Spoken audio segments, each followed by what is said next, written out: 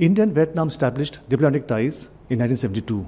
However, our friendship is rooted in the millennia civilizational linkages of shared Buddhism and charm heritage. Our partnership is based on mutual trust, shared values, mutual respect, and solidarity. This year is special, 2026, as we commemorate 10 years of our comprehensive strategic partnership, which was established during the visit of Prime Minister Modi to Vietnam in 2016. In the recent visit of President Tholam to India, our partnership was elevated to an enhanced comprehensive strategic partnership. Sir, how significant is this Defence Minister Rajnath Singh visit in the context of the Indian-Vietnam Comprehensive Strategic Partnership? Defence is a very important pillar of our comprehensive strategic partnership with Vietnam. Rajnath Singh ji was here also in 2022.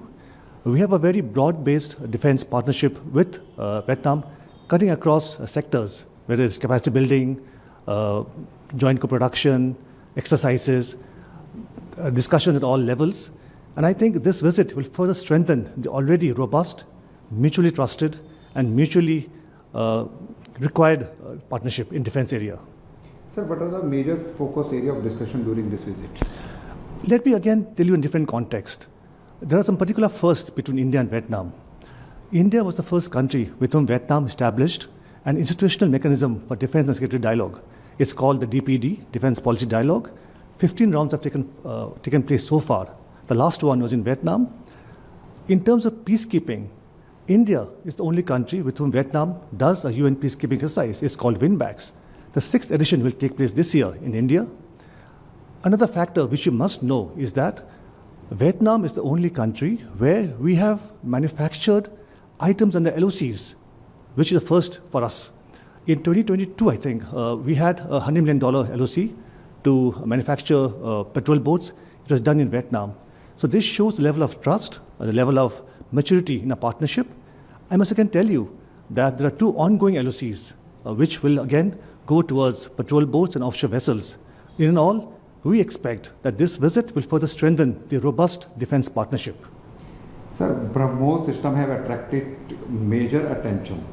Discussion around possible, how you say about, to talk about European defence ties. Like I mentioned to you, the India-Vietnam defence partnership is very robust, multifaceted.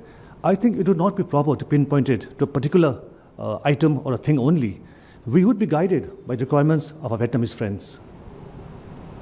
Sir, how do you see the India-Vietnam defence cooperation evolving in the Indo-Pacific region? Well, I think, like I said, India-Vietnam defence cooperation, or rather the strengthening of this partnership, will lead to further stability, prosperity, and peace in the region. We both believe in evolution and not expansionism. Vietnam is a key partner of ours in the Act East policy in a broader Indo-Pacific context and also in the ASEAN setting. Sir, what message does this high-level visit send about India's commitment to Asian and South Asia? Well, first of all, the visit takes place immediately after the state visit of His Excellency President of Vietnam to India. Secondly, the 2 ministers have met almost 9 times since 2019. There is a high level of trust. And like I said earlier, I strongly believe that our partnership will lead to more stable, more prosperous, and a more secure region. At the time of evolving geopolitical challenges in the Indo-Pacific, how closely are India and Vietnam coordinating on regional security issues? How important is Vietnam in India's broader Indo-Pacific and Act East strategy? Well, Vietnam is a very important partner of India. There is no doubt. We put the highest priority to this partnership. Vietnam is an important key player in our Act East policy. In our broader Indo-Pacific vision, Vietnam has just joined the IPOI, Indo-Pacific Oceans Initiative. In that context, there is strategic convergence. Vietnam also supports our candidature as a permanent member in a reformed UNSC. In the multilateral fora, we work very closely and very properly in this domain. Sir, beyond defence cooperation, are both countries also looking to deepen partnership in trade, connectivity, energy, and emerging technologies? Yes, of course. I have been in Vietnam for the last 6 months, and I strongly believe that we have not yet tapped the full potential. The journey has just begun. In fact, the sky is not the limit for India-Vietnam partnership.